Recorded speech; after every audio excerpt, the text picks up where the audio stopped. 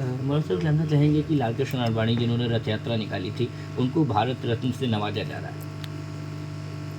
लाल कृष्ण आडवाणी जिन्होंने रथ यात्रा निकाली थी, देश की तरक्की, देश की खुशहाली, देश में अमन और भाईचारा कायम करने के लिए अगर निकाली थी तो वो भारत रत्न के मुस्तहिक हैं। लेकिन अगर उन्होंने उनको भारत रत्न इसलिए दिया जा रहा है कि उन्होंने हिंदुस्तान में बंटवारे की राजनीति की, लोगों को नाराज़ करने और नफरतें फैलाने की राजनीति की, उनको अगर भारत रत्न दिया जाता है तो ये भारत रत्न का अपमान है। क्योंकि हिंदुस्तान में जो आज राजनीति चल रही है, नफरतों का बाजार गर्म है, बेईमानी, नाइंसाफ़ी, लालच, खुदगर्जी, ये तमाम चीज़ें जो आज राइज हो गई हैं, भुखमरी, बेकारी, बेरोज़गारी, इन सब के लिए अगर सबसे बड़ा कोई जिम्मेदार है तो वो लाल कृष्ण आडवाणी है।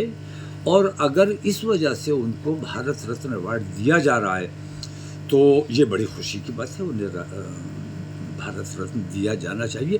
क्योंकि वैसी ही हुकूमत बेईमान है और वैसे ही लाल कृष्ण आडवाणी बेईमान रहे हैं। तो क्या लगता है ये भारत रत्न का अपमान है, आपको लगता है? भारत रत्न का ये घोर अपमान है।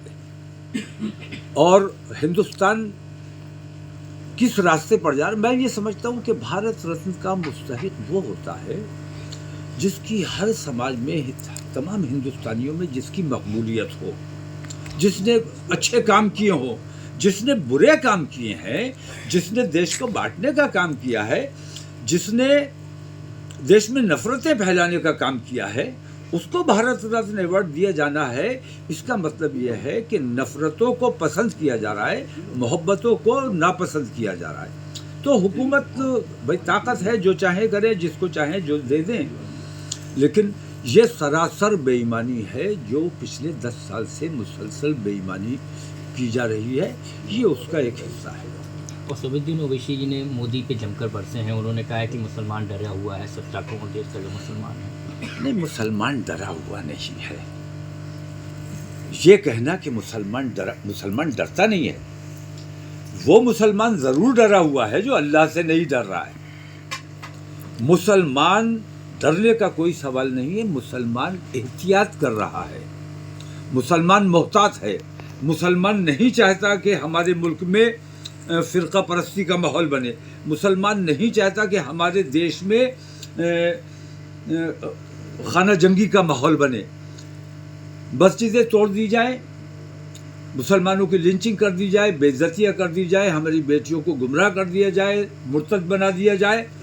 हम मुसलसल सब्र इसलिए कर रहे हैं कि हम अपने देश से प्यार करते हैं, बुज़दिल नहीं है।